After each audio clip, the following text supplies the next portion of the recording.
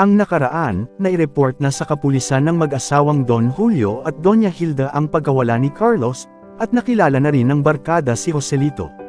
At sa pagpapatuloy ng kwento, gabi na nang nakabalik si Mark sa kanyang hideout, at nadatnan niya na walang malay si Carlos, dahil nahimiti ito sa gutom at uhaw.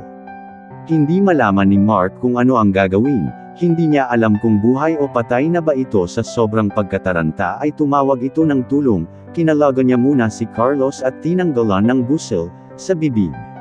At tinanong siya ng tumulong sa kanya kung ano ang nangyari kay Carlos, at sumagot lang siya na nawalan ng malay dahil sa sakit, at dinala nila ito sa pinakamalapit na ospital, at tumawag siya uli kay Cynthia para sabihin ang nangyari, at nang marinig ni Cynthia ang mga sinabi ni Mark ay nagalit ito at pinagsalitan ng hindi magaganda dahil inilalagay mo ang sarili sa sariling bitag.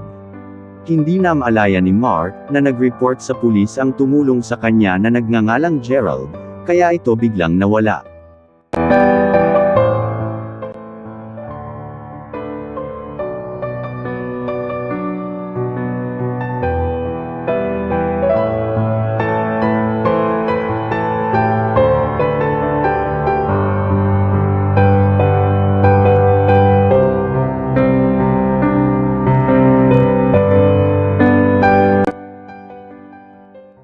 Makaligtas na kaya si Carlos sa kamay ni Mark, sa tulong ni Gerald?